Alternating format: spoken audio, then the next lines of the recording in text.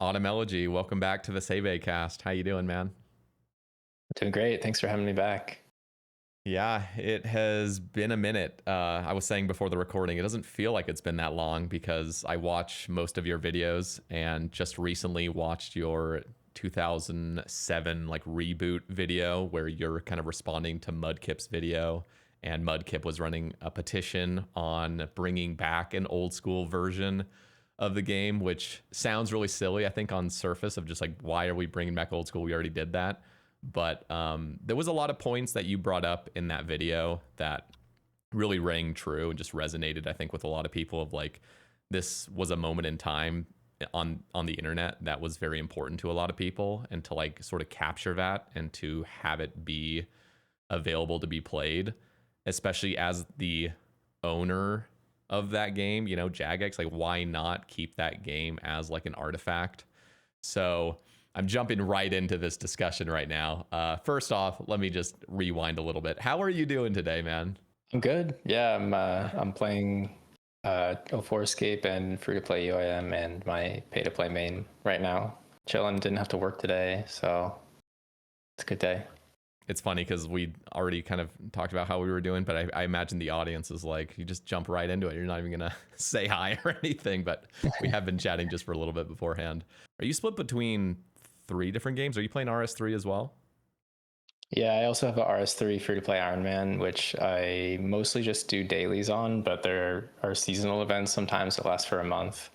So when those are active, I usually do those, and they're also like really AFK. But that account is basically like my ease account. Like I'm kind of seeing how far I can get with just totally cheesing the game because it's kind of funny. Yeah.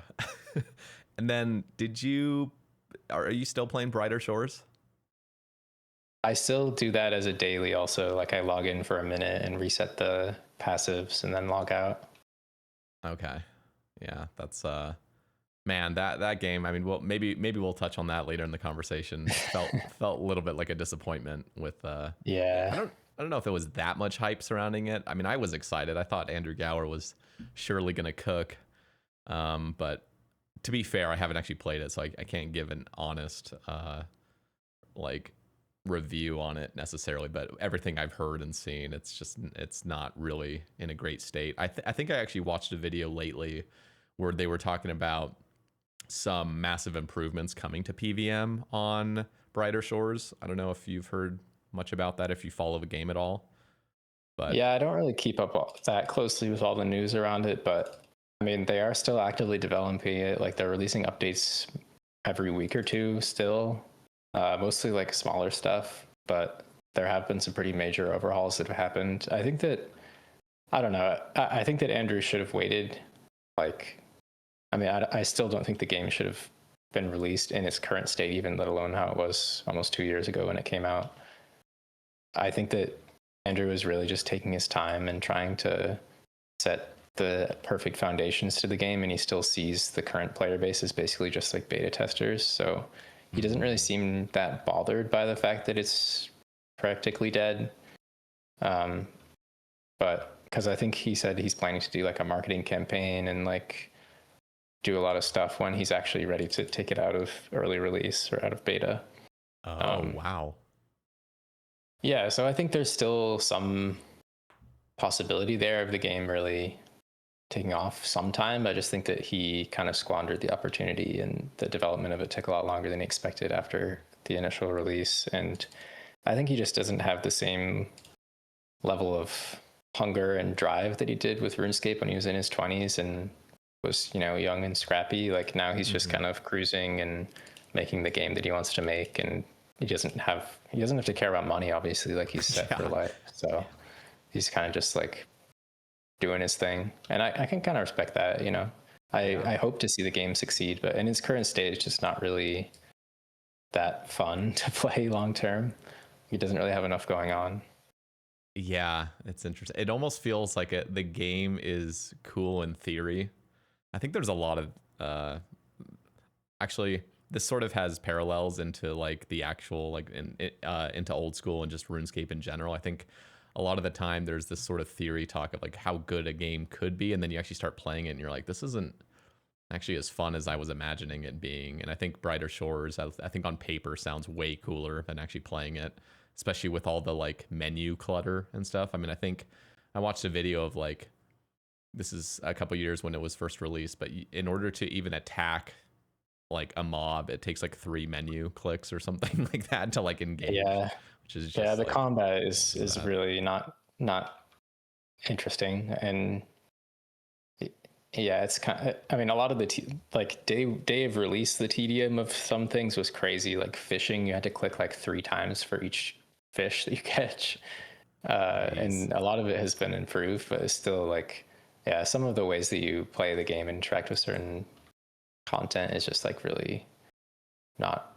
It doesn't feel good, you know. Yeah.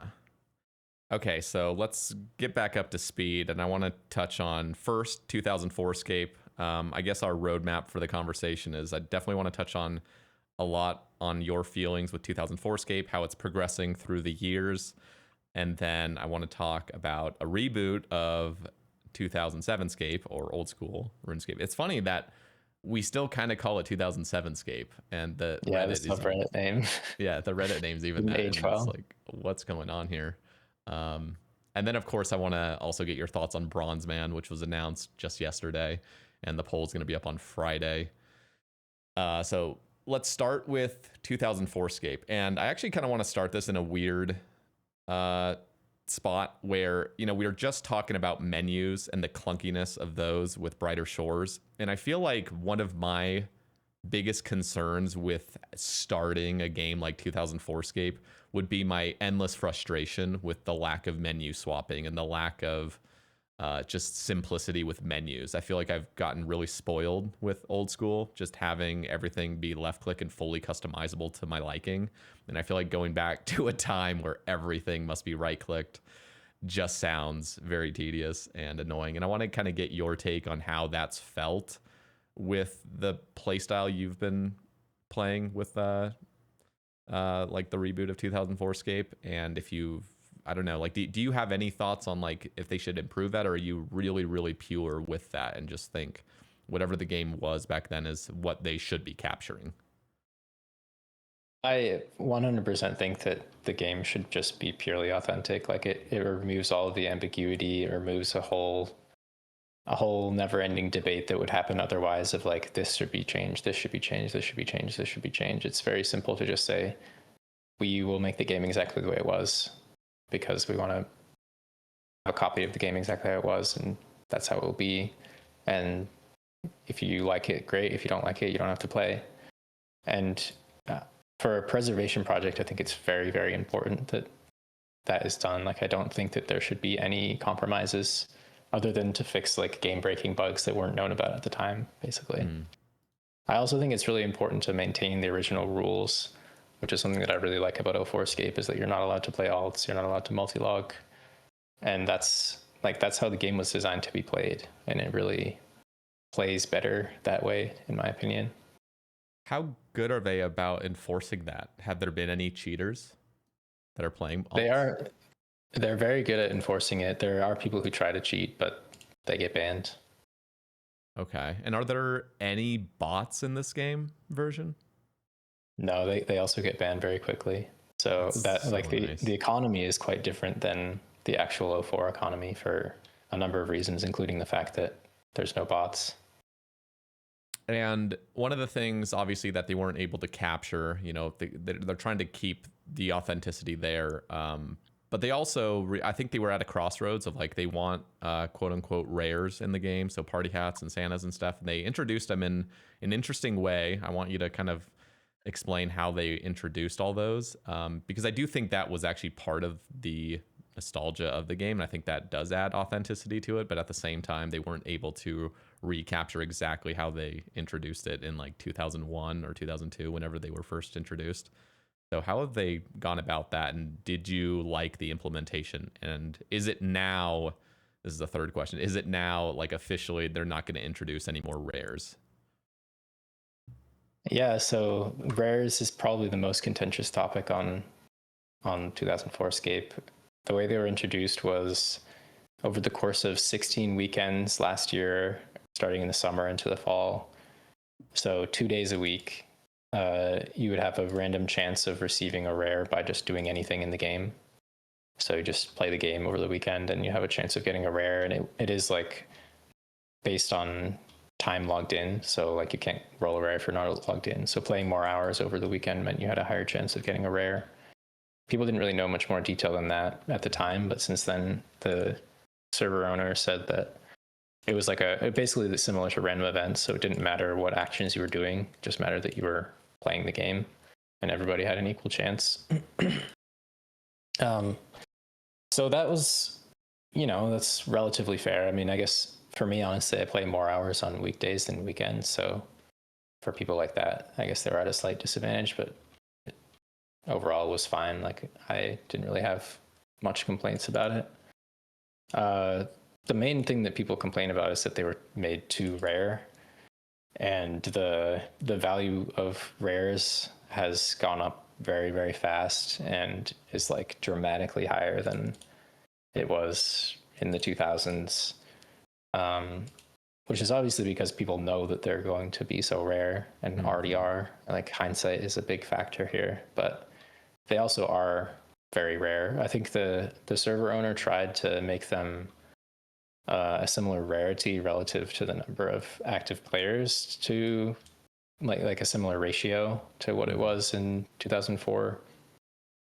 But yeah, prices do not track at all. So yeah, people basically don't like that such enormous amounts of wealth was given out randomly, and that the people who played at the time basically hold all that wealth now, which sort of true, sort of not. I mean, a lot of people sold their rares, so different people made different decisions about it. It's not like everybody who got good luck back then is still very wealthy or still has their rares, but people who played at that time definitely have an advantage now if they held on to their rares and want to sell them. Are they going to be introducing more rares into the game at any point? I think I recall something, maybe it was on your video actually, of talking about if you get some old cash and you can deliver it, that helps the game with future updates, they'll get like a rare or something like that. Yeah, so that's still, I think that'll always be the case, that the server owner will give people a rare in game if they find a missing cache. And I think that I forget the distinction, but there's like certain very highly desirable caches where he'll give you a wearable, and like less desirable caches, he'll give you a non-wearable. Okay. Interesting. So are you, like, you're saying players were kind of disappointed. What are your personal thoughts on the matter? Were you okay with them introducing it? And I also wanted to get your take on how you felt before they dropped. Like, did you have a different opinion? Because I think you ended up getting one or two from the weekend. Yeah, my opinion while it was happening was that I felt they were they were way too rare, and on the forums I was one of the people advocating for them to be made more common, like just for more of them to drop before the event ended. Because for the first like month or so, there was like one purple party hat, which is the rarest one. Like there was literally only one, which just seemed like at that rate there would be like 4 or 5 purples by the end of the whole event, which just seemed a little bit excessive. And he ended up doing some corrections, and there ended up actually being an oversupply of purples relative to their rarity because he added some in outside of crackers. But still, like purples and blues, there's only maybe 15 of them, and some of those people probably stopped playing, so the amount in circulation is very, very, very low. So I stand by that. I still think that he should have made them probably like 5 times more common than they are.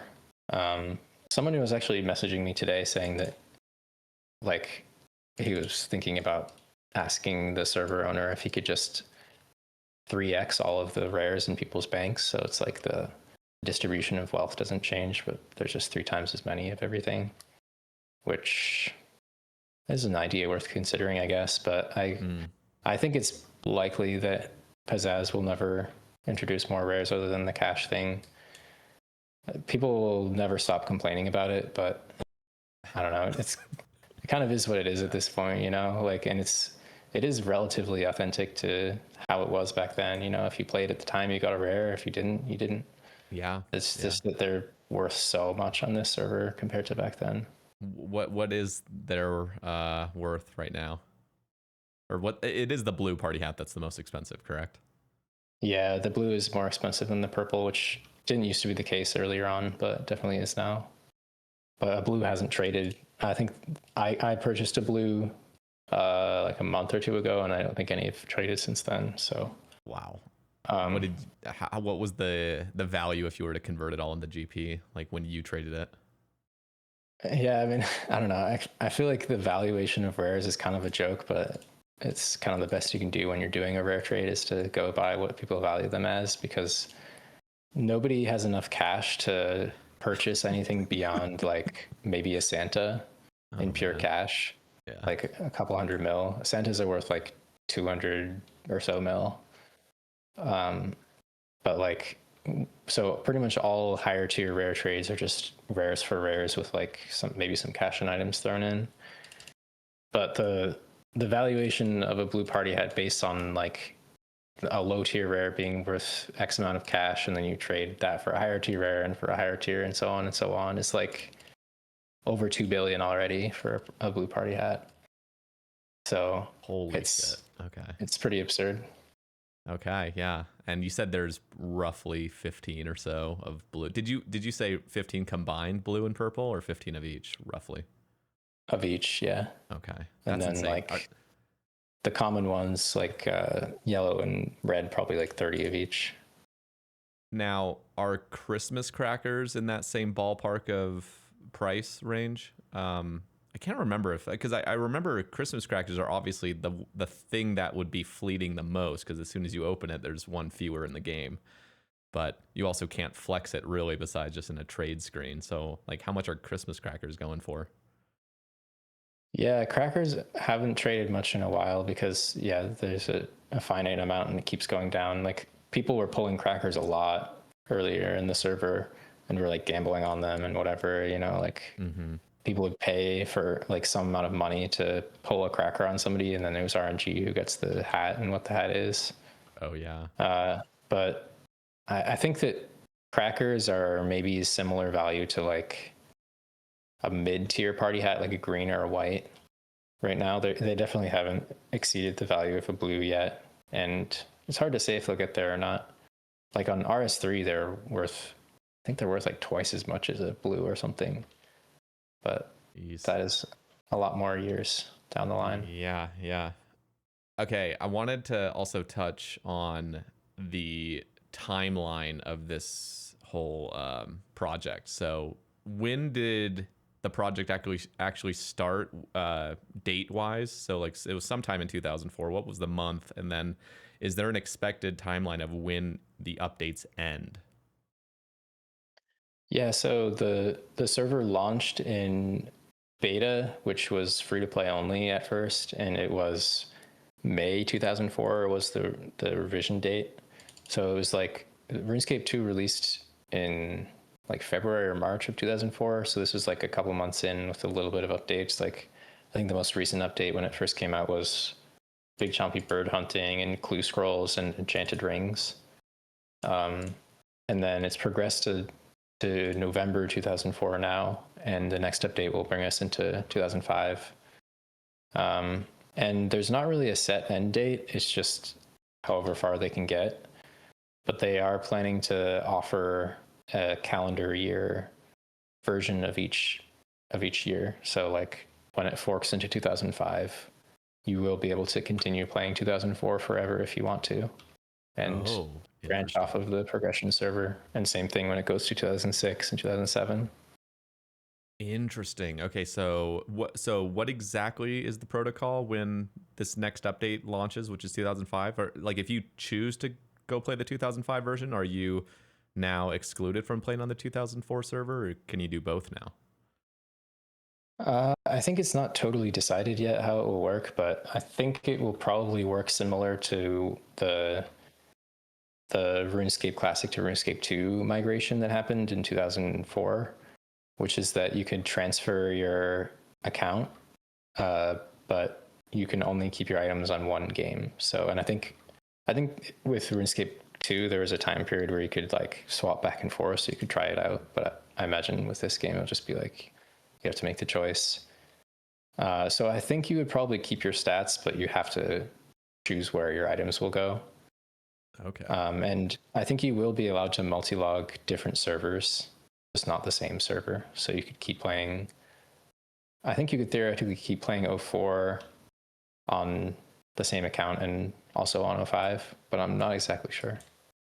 Okay, interesting. See, that would actually, I feel like that wasn't very widely known information, because that would actually get me to potentially jump on to like a 2005 server if it almost felt a little bit more fresh. If there's people, I don't know what like the percentage of players that are currently playing 2004 would just stay on that server, or like is the vast majority just going to progress to 2005? Because if there did seem to be a new sort of fresh influx of players, that could be like good timing for people to jump onto the 2005 version calendar year.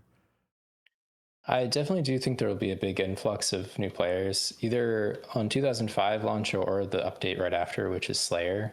That's obviously going to get a lot of attention and hype.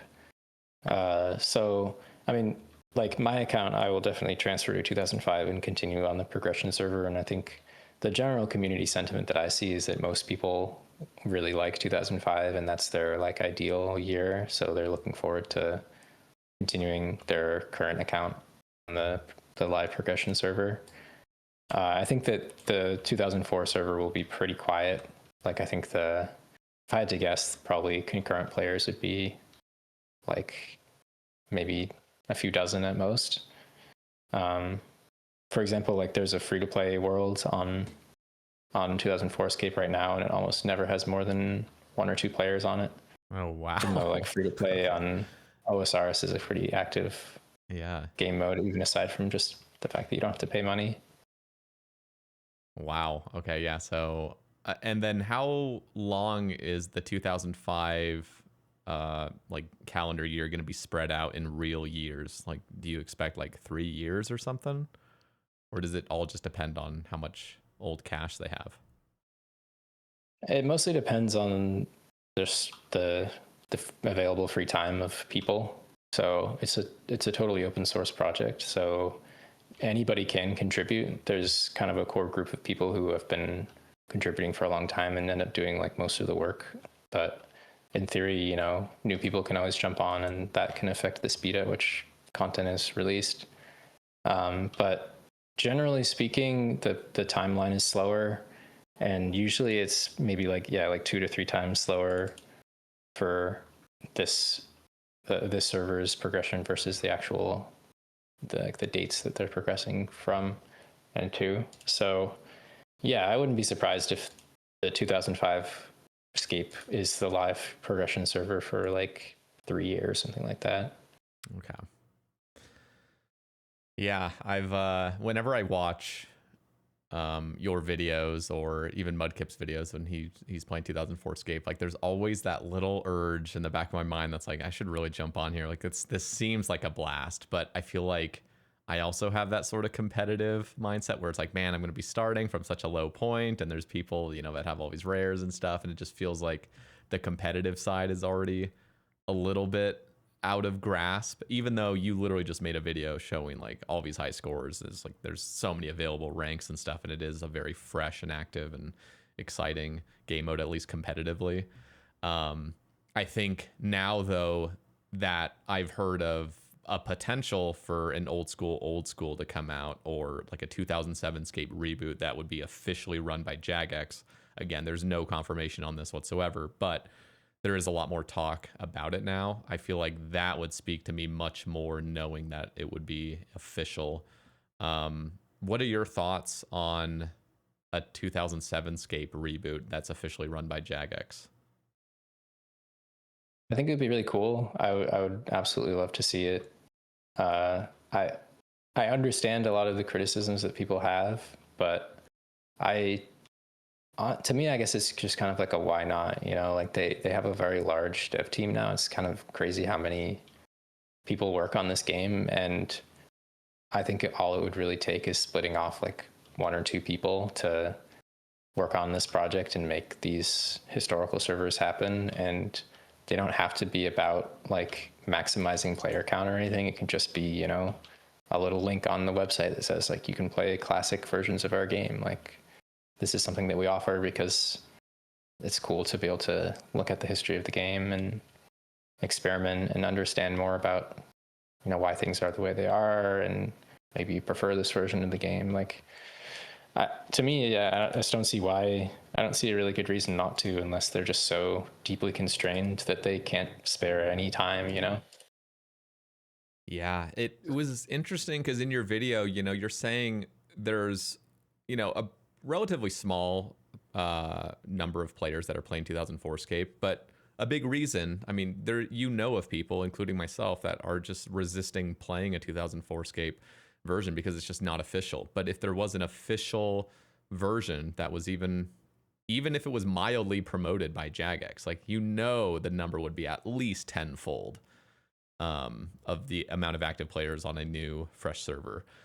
But yeah, absolutely. And you also have to consider that on 04Scape there are no bots and no alts. So I mean, I would really hope that that would be the case on a official Jagex server also, but I think it's pretty likely they would allow people to play alts at least. And they do ban bots, but the game always has some bots.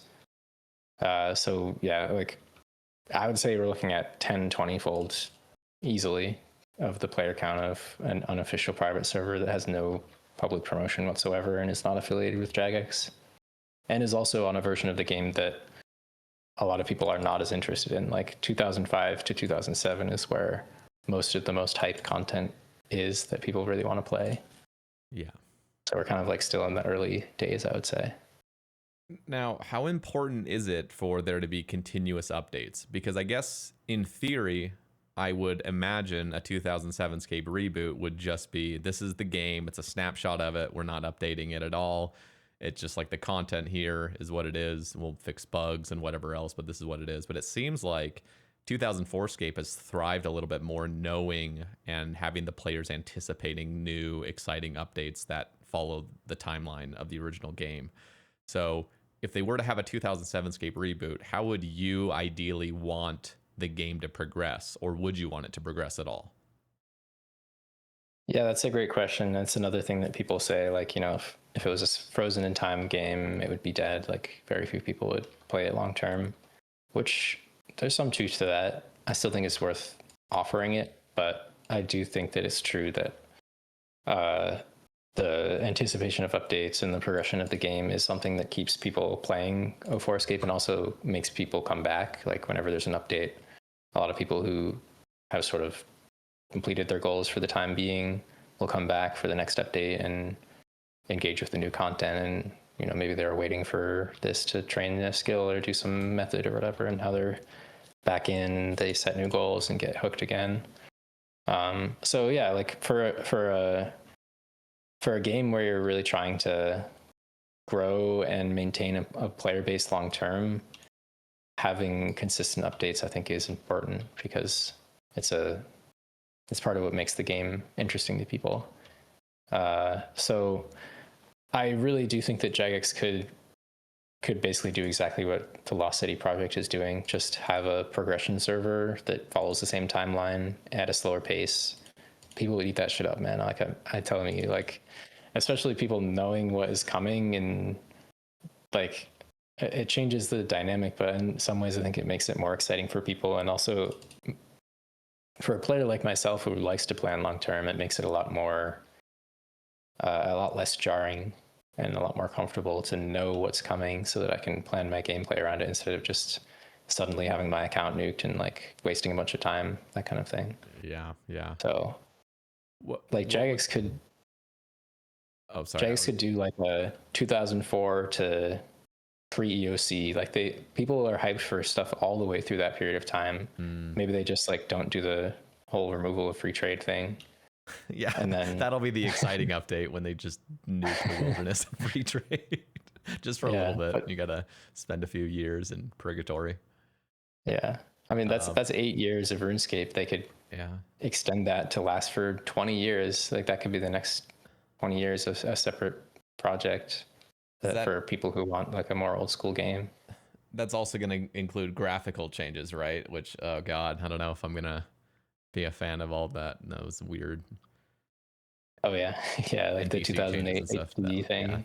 Yeah. I think there should be a stopping point. I think honestly, if it were me, the stopping point, at least for the 2007 or sorry, the 2004Scape should be as soon as free trade and stuff like that's the cutoff. Like that's where we just stop or add our own things that we feel like are interesting that still kind of follow what the game had, but don't go down the graphical route. Don't go down. But that would be almost an impossible task because those updates are combined essentially with the graphical updates. So like you really can't, you'd have to have both, I imagine. Yeah, I don't really know. I think for myself, I probably would not want to keep going past like the addition of the GE. But I don't know, maybe if I've been playing this account for like 5 to 10 years, by the time the server reaches the point where it would go to the GE, maybe I'd feel ready for it. I don't know. Yeah, interesting. Man, that actually, you know, in a weird way, that sort of depresses me. It's almost like a ticking time bomb of you get all these golden years, and it's all subjective, of course, but the golden years, at least in my eyes, really are like the 2004 to 2007. Like those are the years I played as a child, and then I quit as soon as free trade was removed.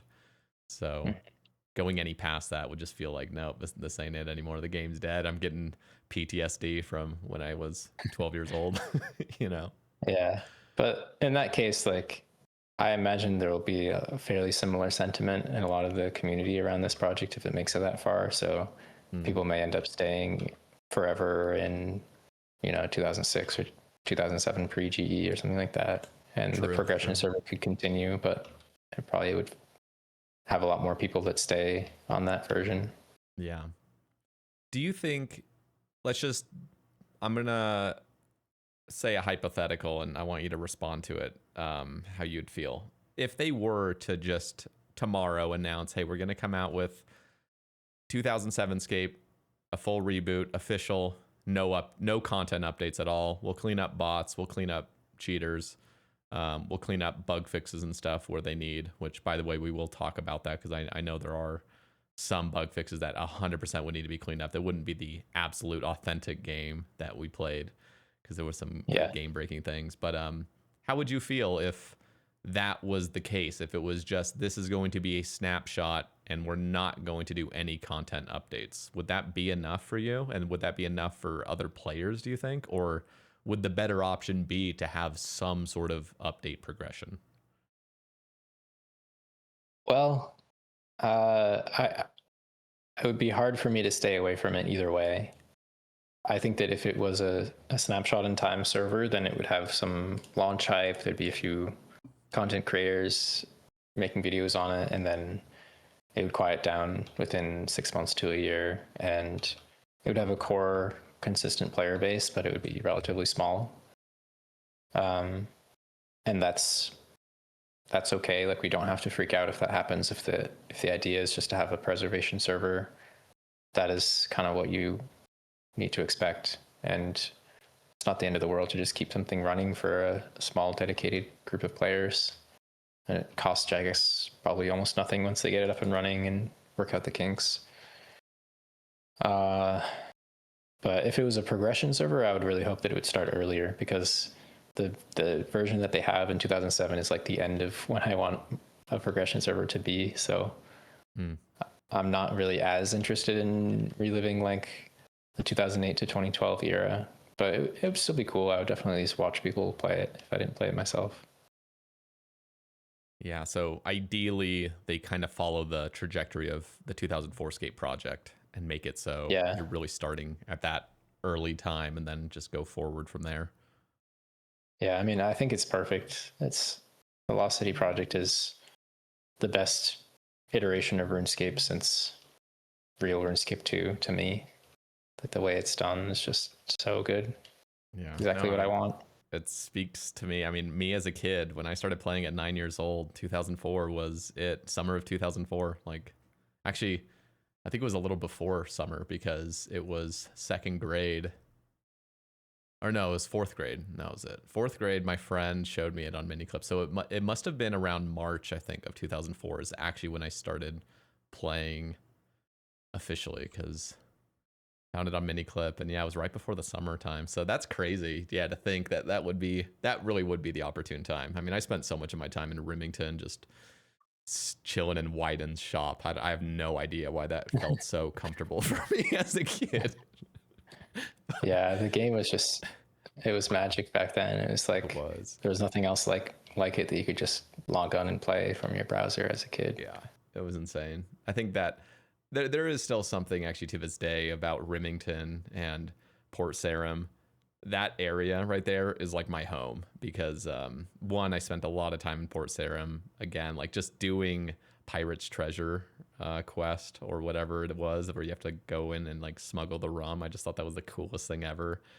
And then getting to like go into POH parties and stuff in 2006, like that was my jam. I loved it. I loved the role play aspect of everything back then and just hanging out with people. So yeah, it really was magic.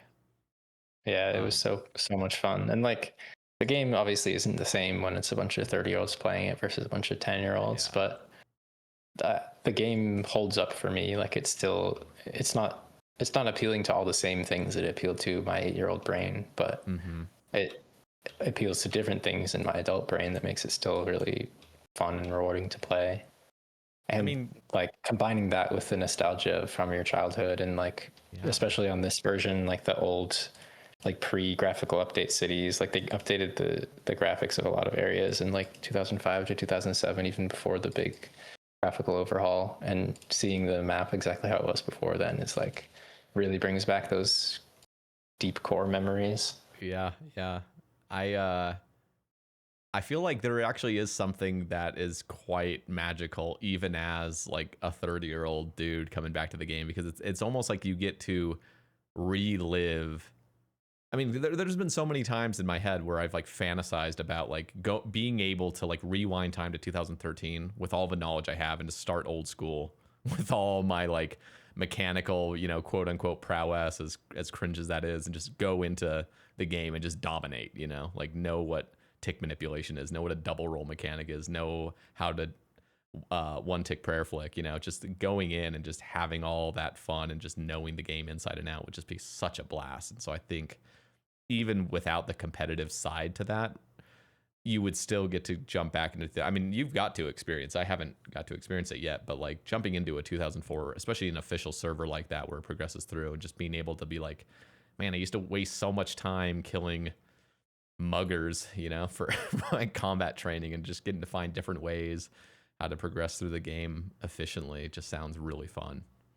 Yeah, it's really cool. I mean, I always enjoy just like trying to solve the efficiency meta of any new game mode of any sort. So yeah, like trying to solve EHP and stuff for 2004 RuneScape is another big part of it that was fun to me. I enjoyed doing the same thing with like the original OSRS and then with free-to-play Iron Man and so on. But yeah, I know what you mean. Like it's funny to look at the same game from a totally different lens. And I feel like there are a lot of like forum posts and stuff about that, of like, people saying like, oh, I did this when I was a kid and it was like really inefficient. Or sometimes it's like, I did this as a kid and actually was really good. It's just that in old school, it seems like a totally troll method compared to what there is now, but it's actually really good on this version of the game.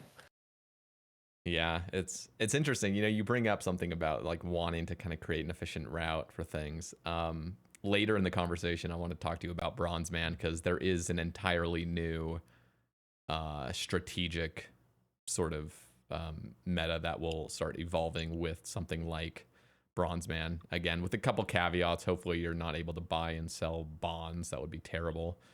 But yeah, if they get rid of that, and we'll jump into it a little bit later. But I wanted to touch on something that kind of, it's something I think I worried about more years back when I would talk about old school was like, I think back then I was a lot more wanting something. I would have wanted back then much more than I do now, some sort of RuneLite plugins going on where you can kind of enjoy the content but still have some of the quality of life. And I feel like there really is just no clean way of resolving that, because one, it's like, do we really want to sort of taint the game entirely? Because if you just want like a few plugins, like that's cool, but then it just gets overrun by plugins where every single thing is now a plugin. You got like bank tags and menu entry swap and probably a GPU mode and everything going on, which a lot of it I would actually be totally okay with. But then you have to consider all the other sort of like game breaking plugins that have been introduced into old school. And I think these days I'm much more okay. I'm just a lot more lax about like, okay, if we have a reboot, I'm okay with it being very true to what it is and sort of banning all clients. Like you must play sort of on an official version of it. But I also wonder how the community would feel about that if this were to actually come to fruition. Like, would people be banned from using RuneLite? What do you think? I would certainly advocate for that because I think that a big part of the authentic game experience is all of the details. And I guess I could sort of understand the argument of just like wanting to experience the content as it was, but I don't know. Overall, I'm on the same page as you. Is that, I mean, it's obviously a slippery slope. People have been saying that for a long time, that all of this stuff in OSRS was a slippery slope, and it was a slippery slope, and we're at the bottom of the slope here, right? Like We're not quite at the bottom yet, I promise. We're still sliding. yeah. So I think the only way to prevent that is to not even go near the top of the slope, like. Yeah. And I think that it doesn't have to be something that appeals to every single person who's ever played RuneScape, like it's okay to prefer OSRS with all of its QOL and whatever, and just keep playing that, like you don't have to play a historical preservation server if you find that it's frustrating and uncomfortable to play, but I think that I don't really see a point in re-releasing 2007 RuneScape and then just having it follow the same exact trajectory as OSRS. Yeah. I mean, what if it... Let me also throw out one more hypothetical. Let's just say it was a snapshot game, or even, the preferred version in my view, which is like, obviously how you see it too, which is 2004 to 2007, just really dragged out. And let's just say that they're like, hey, we're going to drop this, but we're really not going to be upkeeping too much. We're going to ban cheaters that are actively botting or bug abusing or whatever else, but we're not going to be so harsh on people using clients. Like, if you want to use a client that, is RuneLite approved, and people will start coming out with the 2004 plugins that actually function with that game instead. We're just going to allow you to. Like, do you think you would be still interested in playing that official mode? Or do you think just the sheer fact that people are able to get huge advantages by using plugins that would sort of taint the mode, but you still technically could just turn off all plugins and enjoy it yourself? But if they're going to just allow it in the first place, I think so many people would use plugins. So I wonder, like, how would you feel if they just didn't hold a strong stance on RuneLite being able to be used? Yeah, it would detract from it a lot for me, and I don't know if I would really be interested in playing it, at least not as like a primary account. Because yeah, I mean, ultimately this is a multiplayer game, and like even if you play as sort of a solo player, like a lot of skillers are kind of like doing their own thing in their own lane and then sort of going in parallel with other people, like they're part of a clan or a skilling community or whatever, but you're not like actively playing with people. You're sort of like playing along with people and comparing yourself to people and seeing what other people are doing and feeling inspiration from them and vice versa. So what other people are doing does have an impact. Like, this game is not a single player game. It doesn't exist in a vacuum. And, if everybody else is using goofy plugins that kind of dumb down the game experience, then for me, it takes away from what makes the game interesting, I guess, and what makes skilling interesting. So maybe I would want to do just like very specific things on that game mode. Like, I really like the Dorgish Khan agility course. So in 2007, that was efficient. So it'd be pretty awesome to just like make an agility only account and just do that or something. But like if alting was allowed and all the plugins and stuff, then I don't think I would be interested in playing like macro efficiently and trying to compete, because that's just not the game experience that I find the most fun or interesting. Yeah. It'd be tough to see. I mean, again, if they were to reboot it, I think there is a part that just sounds like, yeah, just like why doesn't Jagex just do it? It's so little time. But then when you consider the constant sort of bot measures and then like the cheating and like the keeping it pure, so like if they were to say no alting, like how difficult is that to really enforce? And then how difficult is it to like enforce non-use of clients or something, because people would just easily be able to come out with plugins for things. And I just, some of the time, and I think that was part of the reason why years back when I would talk about old school just allowing plugins, is because I just thought the hassle of enforcement with getting people to not use it would just be really silly. I mean, we saw that with old school when they banned AHK and stuff. It's like you really could just get away with it if you just did it. And it was the same thing with clients when they were trying to really sort of enforce like no client use or like no cheating client uses. You can only use these clients or whatever. People would still use them and they weren't really able to be detected. And I think that's something that I worry about some of the time, is like just the lack of enforcement that would happen. And then if you're trying to play correctly and by the rules, you're still going to be at a severe disadvantage, because you just know there's people that are not content creators that are easily taking advantage of clients and whatever else to get the upper edge. So I think originally my thought was just allow it across the board, just so that there is an even playing field and people that are trying to play by the rules are not being completely owned in the competition because other people just use it freely. Yeah, it's a good point, and I mean it's hard for us to like, it's hard to make a really informed take on this because only Jagex knows what they can do in this regard. So yeah, that's something that obviously Jagex has to consider very carefully if they were to try to start a project like this. Is they need to think about and be prepared for the rule breakers and think about what rules they actually can enforce, what rules they couldn't enforce, and it would really be best for them to come up with those out of the gate and make it very clear what the rules are and actually enforce the rules that they choose to go with, so there isn't any ambiguity, people getting away with things that they shouldn't. So yeah, it's hard to say what they are capable of, but I do think that if they didn't allow any third-party clients whatsoever, that would probably make it at least easier for them to tackle bots, because True. I know that RuneLite enables a lot of botting because it's very easy to turn it into a bot client if you just fork it and make your own changes. So Yep. I'm sure that they could do a lot more from a technical perspective if they exerted more control over how people are able to play the game.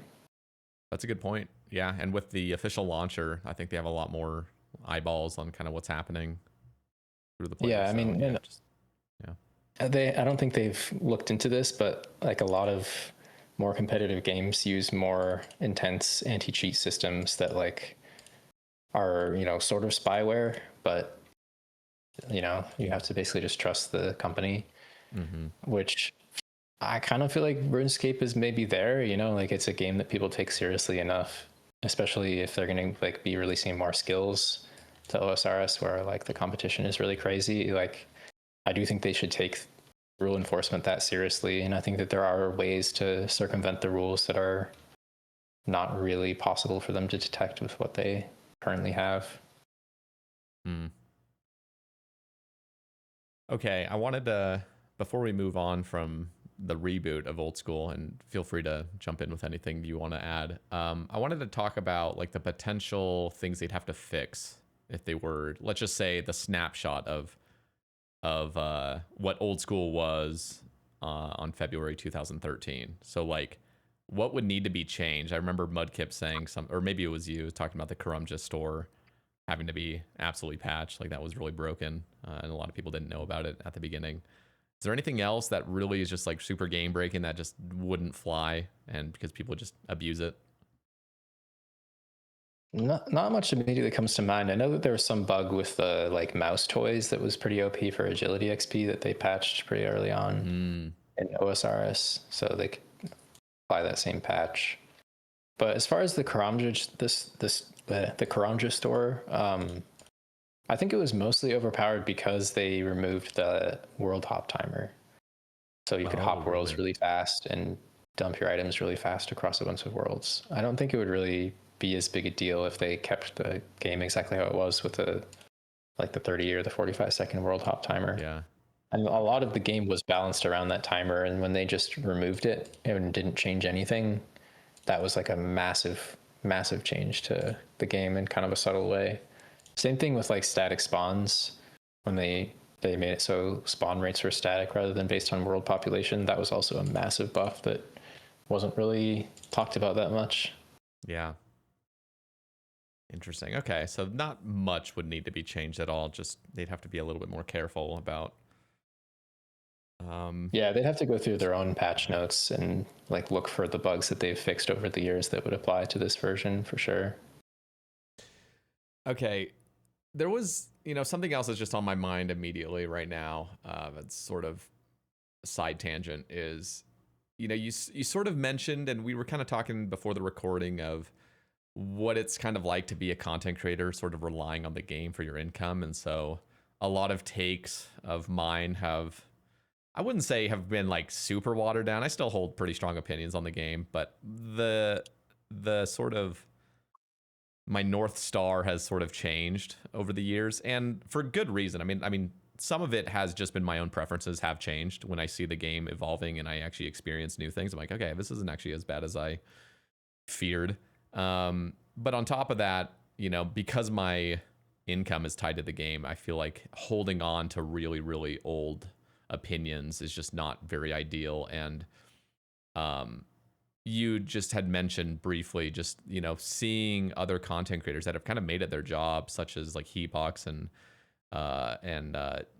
JCW, like skilling has just never been super popular. So trying to maintain some sort of like dependable income with skilling is just very, very difficult. And so the sort of jump over to PVM and trying to enjoy the game through the PVM lens.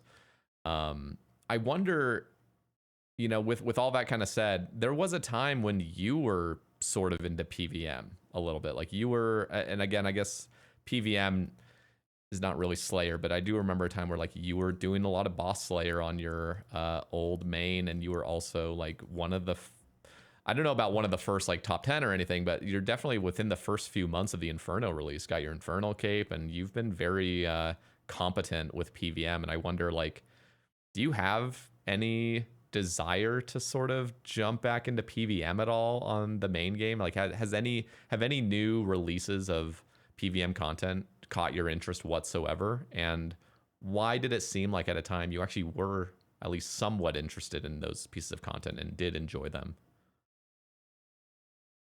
Yeah, well, yeah, like back on my main account, I had like a time period where I was doing like basically the collection log and stuff before it existed, and also was going for pets for a little while as like a post max goal because I wasn't really as interested in focusing only on 200 mils at that point.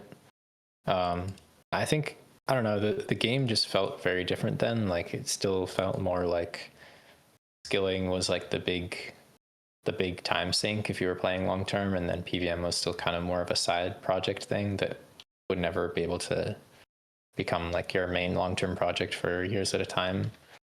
But that has changed.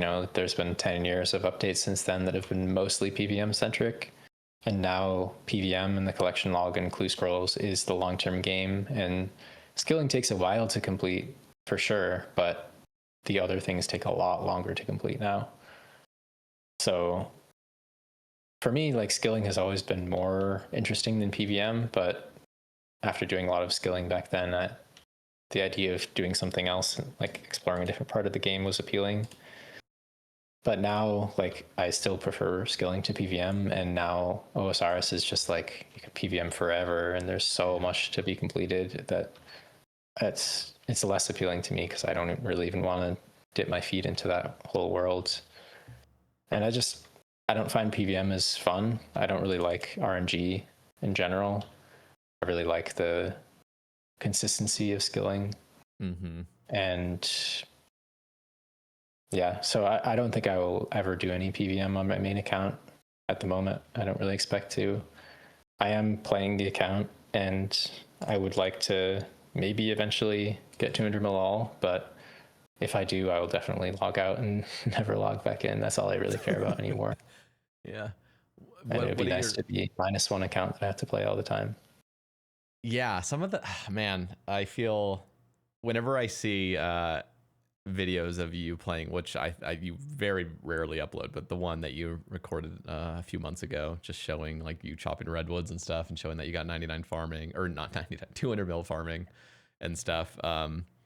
It got me kind of thinking, because I took like a 2-month break from my Iron Man that has a few 200 mils, no 200 mil skills necessarily, but a lot of high XP and skills and stuff, and taking a 2-year hiatus from that account.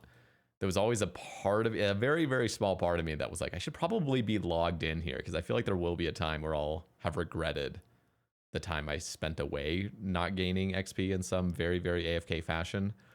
But Yeah, nowadays there's so many options. Like, yeah, there's so many ways you can gradually progress your account, and it just feels like nothing if you're playing another account more attentively. Yeah, I wonder though, because some of the time I think, at least for those 2 years, now I'm at a crossroads, because I kind of got this resurgence of energy for Sae Bae, the maxed main, or maxed Iron Man that I kind of returned to briefly. But now with bronze mode on the horizon, I'm a little bit torn. I'm like, crap, like I really want to sink just a bunch of time into something, and with a new competitive game mode potentially, which we'll talk about in a second. That just sounds really exciting, to have some form of fresh high scores, even if it is somewhat cheesable in some ways. Being able to kind of lock in from the get-go and being able to grind fresh just sounds really exciting. So now there's like a part of me that's like, crap. But for a while there, I didn't really feel much urgency to log in. And I think a lot of it just came down to really thinking of the future. Like, for example, you're mentioning, as soon as you get 200 mil all, like you would just log out and never log in again. So some of the time I wonder to myself, especially like doing some AFK skilling, like if I were to have just over the last 2 years just AFK'd fishing, all right, so like I got 200 mil fishing in the skill, let's just say, and in a couple years doing it very, very AFK, like what would that have really given me, other than like a cool sort of sense of accomplishment? And some of the time I will think that, because I love skilling, I love that long-term progression, but it's like that doomer mindset of like, what's the point once I hit 200 mil? And I wonder for you, like, do you feel like the fact that it will end and there's really nothing afterward, that thinking about it that way kind of demotivates you from even logging into the main, or not at all? Well, yeah, I think that, I mean, how do I say this? My main account, I think I have fully adopted the OSRS skiller mindset, which is to say, well, let me rephrase that. I've adopted the casual OSRS skiller mindset, which is that skilling is not fun. Therefore, getting it done in the least amount of effort possible is good, because ultimately I don't want to be skilling. I want it to be over. And that's truly my mindset on my main account on OSRS now. And the reason that I play it is out of spite, because people have flamed me for saying that you can't AFK to 200 Malal, and like, or for saying that you can AFK to 200 Malal and it's not a big achievement as it used to be, that kind of thing. So my motivation to keep playing it is to prove them wrong and show them that I can do it, which maybe I can't. We'll see. Some skills are still kind of hard. It won't be for long. Yeah. That's the honest truth. That's why I keep playing the account, is because I have a point to prove. But I think that it's not a fun way to play the game, and I resonate with people who don't like skilling on OSRS, because when every skill can be done passively, then they kind of lose their meaning, and the actual joy of skilling is overcoming a difficult challenge. And when that starts to be lacking, then skilling isn't as fun. Yeah, no, and I think people could resonate with that if you just flip the coin and see it as PVM. Like if all of a sudden Inferno were to be able to be fully cheese, just AFK it, it just, will take 12 hours instead of the 2 hours, or even if it took a week of just AFKing it or something to get your Infernal Cape. Like, would people really want that? People could argue like, oh, well, you're wasting time. You're spending so much more time, but eventually you're getting the same outcome. And you could see that with a lot of different things. Like if you could just AFK everything in this game, like AFK raids for your T-bow, AFK all this stuff, like it would definitely dilute and disrupt the enjoyment for a lot of people of what they enjoy PVM for. So I think it's, if you kind of phrase it like that, people can see why. Because I see the same thing with skilling. Like skilling is in a lot of ways just not as interesting because we keep going down that idle pathway. And I've always been somewhat okay with activities that are idle. Especially back when the logout timer was 5 minutes, not 30 minutes. Now you just literally could sit on your boat and for 30 minutes without clicking once continuously gain XP, which is concerning. But I guess they already kind of set a precedent with that way back in the day with Nightmare Zone, which was so bad for the game's health. Yeah, it's still one of the worst updates ever. Yeah, terrible. And this is why, like, for so many years, I've been sort of advocating for, well, one, I've been advocating for Gnome Cube, as I'm sure you know. I'm kidding. Surely you know about that by now, right? No. But a big reason for that is simply to kind of funnel more and more people into active skilling.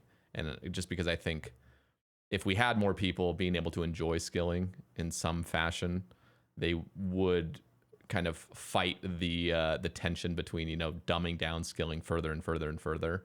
And I think just like holding on to really old technology like knife log and stuff is just, it was never the move. I think it's just such a tiny fraction of the player base enjoys that, and because we're never moving the needle to be more approachable, we see this constant sort of dumbing down of things. And we see it in real time. And we saw that with Rubium mining, which I don't even know if you're aware of, but it was this new rock that came with sailing. And originally it could be knife logged, and then you just had this uproar of people that are just refused to knife log. And for good reason. It's just not super great. It's not super great to mess around with for hours, and to know that that's how you're going to get these rocks the fastest. Versus AFKing it, they just eventually scrapped it, and so now these rocks are completely unmanipulatable. You must AFK here. There is no way of speeding this up. So we see this continuous dumbing down, a vast dumbing down. It's not just the dumbing down of getting from knife log to gnome cube. No, we're going all the way down to the pits where you are forced to sit here and watch your character sit here and mine for however many seconds at a time with absolutely no other way around it. And we also have seen that now with golem crafting. They've created rocks that now don't need knife log. They don't even need a gnome cube. They literally need nothing. You just click it every 3 ticks and you move, and that's what it is now. And that doesn't feel right either.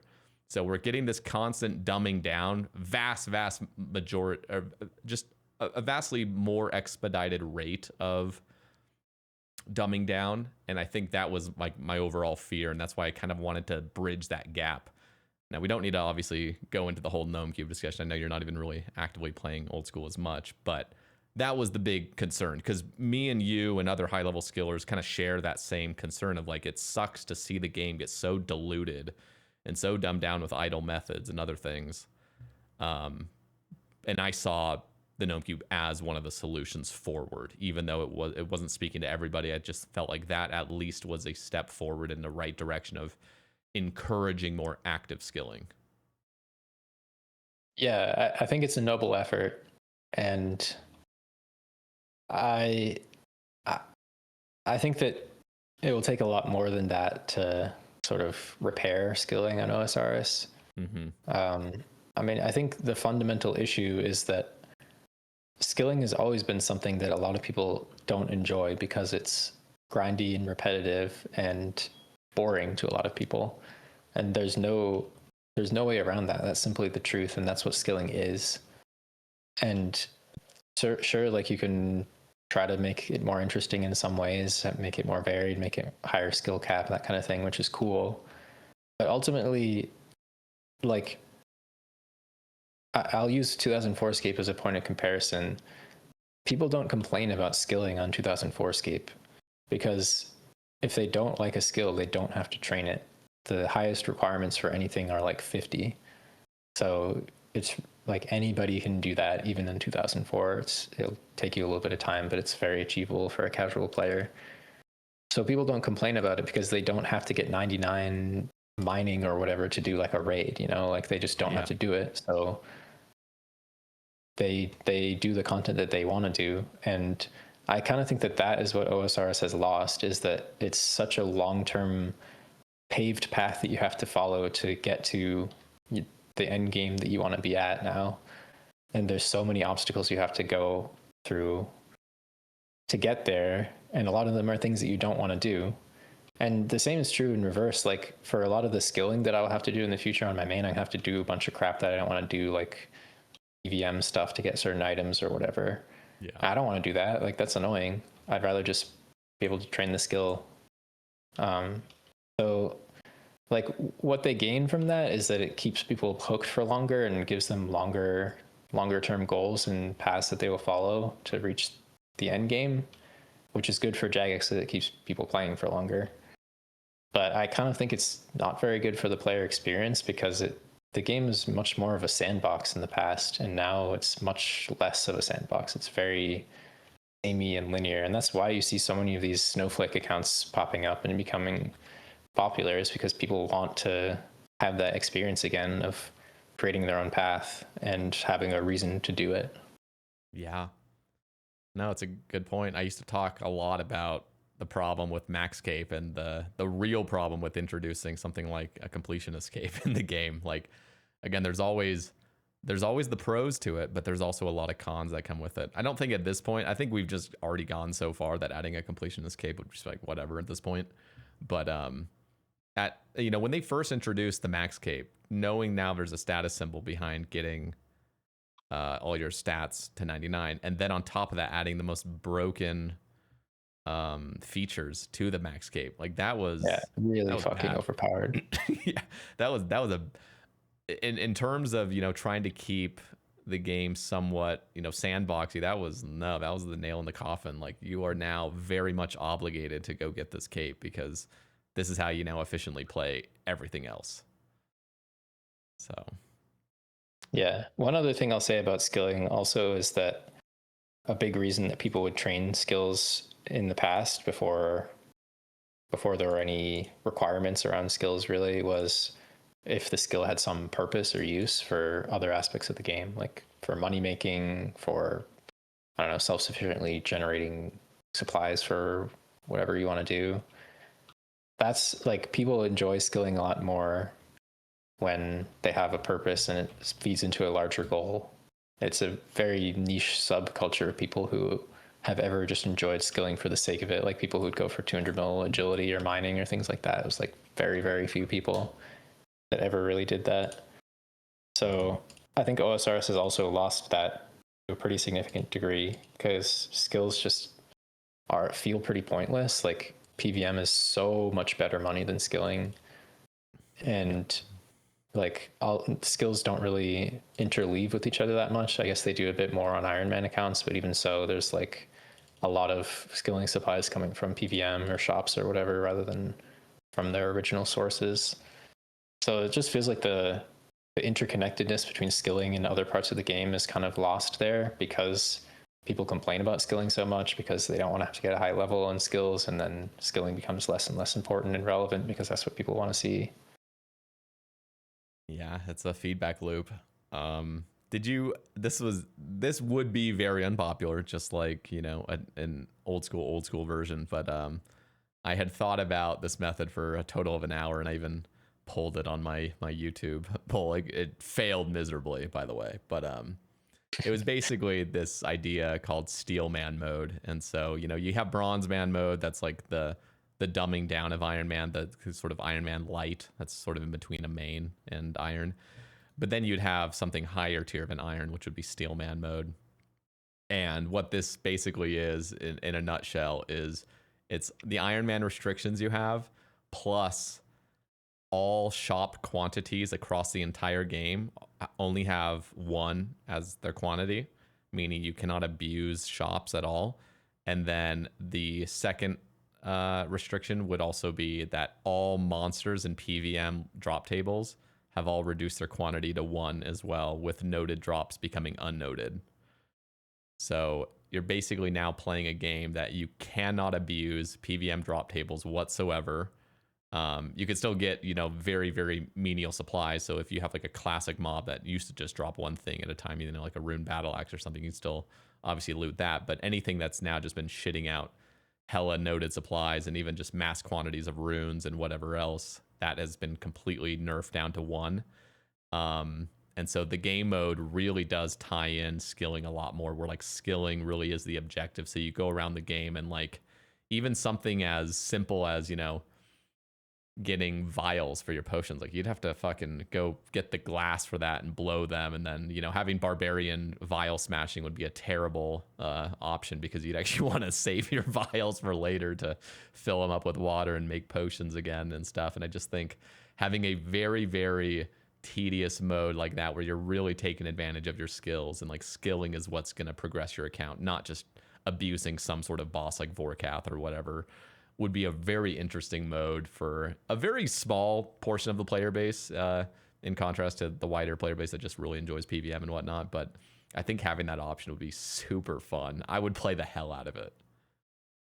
Yeah, it sounds really neat. I mean, I'm immediately picturing all of the like complaining threads that would happen on Reddit. Like, it's so tedious to collect this supply, or like, I can't believe on my Iron Man account I have to gather supplies for PVMing instead of just going and doing the PVM all the time. But yeah, on a serious note, I think that would be really cool, and it would be a new perspective on the game that not many people have really experienced, and would be sort of closer in spirit to earlier iterations of the game, because that's pretty much how it is in 2004, for example.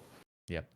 You'd have to go mine your pure essence, or now we have day alt, so at least you'd get to take advantage of day alt if you got to Sins of the Father, and then because you still have the wide game open to you. You could still PVM and stuff, but you just would never be able to really get mass amounts of stuff from PVM. Even something, I was thinking of like, how do you get feathers for arrows? Because I was like, oh crap, if you kill a chicken, you're only going to get one feather. But then I was thinking, well, technically, this is only applying to PVM stuff. So you could still do birdhouse runs and get feathers in mass that way. And then I was also thinking, like, right now, in order to get buckets, you'd probably have to buy one at a time, and I'd also want those shop quantities to respawn very, very slowly, like every 10 minutes. So there really is just no abusing shops, really, unless you just need one thing here and there. But I would love it if you could like fletch logs into a bucket. Like, that would be a cool addition. I think that would actually make sense. Yeah, totally. I think it would, especially if they were to actually try to do a no shop mode, then that would really expose some of the like gaps, like the fact that you can't craft pickaxes. What's the reason for that? Yeah, and I think that's the reason, at least for me, just reducing all quantities to one and having respawn rates really slow. You don't brick your account at all. So like, there's always a way to get the one item you need from a shop, but you're not going to be able to take advantage of rune shops. You're going to have to runecraft your runes. You're not going to be able to buy your gold ore. You're going to have to mine it, which just sounds, or did I say rune ore? Gold ore. Yeah, gold ore. And it's such a fascinating mode in my view that would be very interesting. I mean, think about even getting pots and stuff. You'd actually have to engage with pottery ovens. Like, that would be insane. That'd kind of be fun, actually. Mining clay, soaking it, making it soft clay, and then going in. And also, about the shops, you'd also have to remove all packs. So alongside reducing all the quantities, you'd also have to just remove packs entirely. Yeah, packs should have never been added in the first place. They're so OP. They are. They're very OP.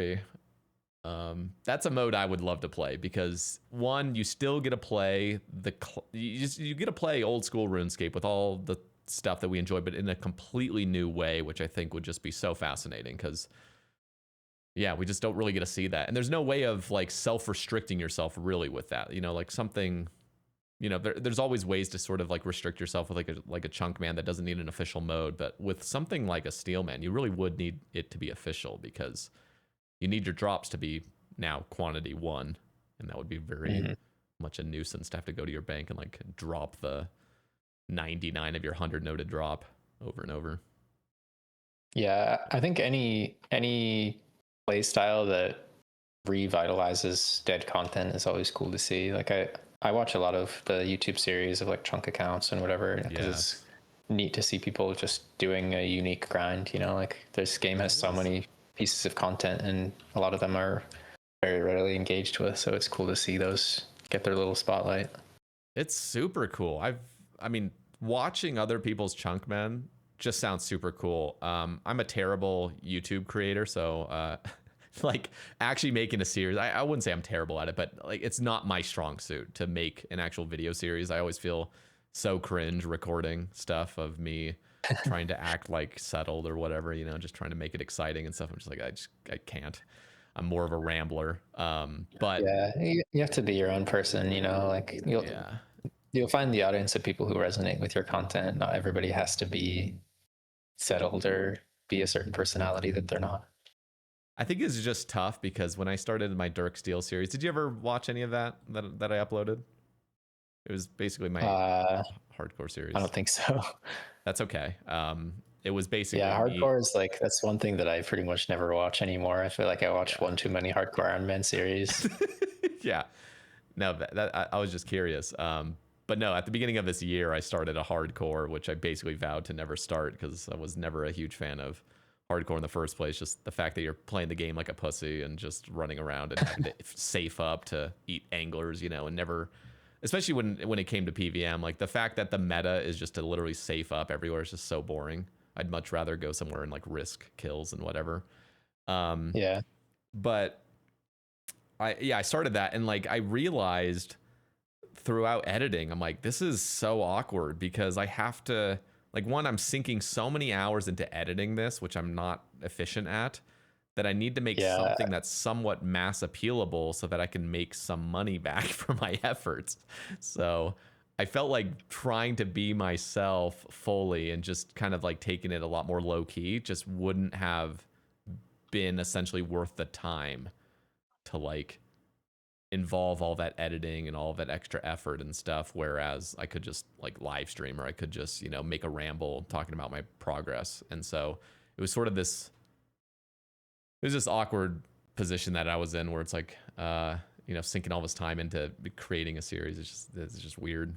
So it's yeah, I know what you mean. I have very little patience with video editing these days because I just don't want to spend time on it, really. You know, like I just want to play the game. My life is pretty busy outside of the game, and I also, like, I'm not doing YouTube for money at all. Like, I'm making very little money, and it's never, well, it's hardly ever really been what it was about for me. So at times I've been like, I should really try to polish my videos more and become a better editor and make, you know, more mass appealable videos, but it just ain't me, man. Like maybe if I lose my job and like need to try to turn this into a career again or something, then I would reconsider. But yeah, for a hobbyist and someone who mostly just likes to play the game and enjoys sharing it with others as also a hobby, it's much more enjoyable for me to just like talk into the mic, cut the clips together, and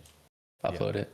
Yeah, I think that's my plan for Bronzeman. I'm also a perfectionist and I have OCD, so like the fact that I've made 9 episodes of my hardcore in a certain way, you know, with music and edits and all this other stuff, trying to make episode 10 at this point is like an impossible task for me, because I'm just like, I can't just now stop this theming that I've done. You know, if you have 9 episodes of something that seems a lot more high production value and then you just go right back to like clip after clip of audio, it's just like, what happened here? So I've been very resistant on that, and I kind of want a fresh start a little bit on something that feels more fresh, like a Bronzeman, and just be able to kind of go back to my roots and just make a sort of ramble style clip after clip of me just talking live of what I'm doing in the game. That sounds very exciting, and it sounds like I can actually just enjoy the game way more than sinking a bunch of hours into editing. Yeah. Well, luckily, I think there's still a pretty large audience on YouTube for that. Like, it's not going to get you settled numbers, but it's still going to get you like pretty decent numbers. Yeah, no, I think, and it's a matter of staying consistent as well. Like, you got to build up something and get audience trust with all that kind of stuff as well. So, as you were sort of made aware, I know you haven't been super keeping up to date with all the blog posts, but they just announced yesterday official Bronzeman mode. And alongside it yesterday, they also introduced Unbound Bronzeman mode, which they have since canned, and that is no longer being offered. And so that was basically the PvP version of it that's just highly abusable. And yeah, it might appeal to like 0.001% of the player base that wants to make a series on it and just have some graphical, you know, collection log pop-ups that show when you get something. But other than that, it's like, dude, people are just going to jump over the wildy ditch, kill their ult, and then immediately just have everything they need. Yeah. But the Bronzeman is interesting in some ways. I mean, one, it is sort of like an Iron Man light, as they've kind of said in here, or Diet Iron, or as I put it, Iron Man Zero, because I prefer the taste. But this mode is, it does have some interesting aspects to it that I feel like the more I think about it, the more sort of it becomes more appealing in some ways. But there's a lot of potential issues with it. So basically, for those listening that have not heard about this, it's you're basically an Iron Man with all the restrictions an Iron Man has, but when you unlock an item through any means, meaning even if you were to loot from like a mob, a Saradomin brew, you can now buy them on the Grand Exchange. So you don't need the Herblore level to go get it. No, as soon as you have the item acquired through any means, you can now buy and sell it on the Grand Exchange. So it allows you to basically bypass hourlies and dailies and stuff where you're trying to like build up potions or whatever else you need, or blood shards or dragon arrows or anything that you'd want to be able to sustain long term. You no longer need to like do all the chores, like classic Iron Man chores for that stuff. You can just buy it. And what you're able to kind of gain. So if you're like a PVM, if you're like a PVMer and you just want to have like those nice dopamine hits from getting a new PVM clog, like this is the mode for you. Now, I'll have you respond to all this in a second, but one of the things I find concerning is that there is more than likely going to be a way to buy and sell bonds. And I really, really hope that they don't have that ability to be able to do that. Because if you could just spawn in on level 3 with your new Bronzeman and just go buy a bunch of bonds with real money and then sell them for GP, and now you're stocked with a shit ton of GP that you can just use for the rest of your account. That sounds ridiculous.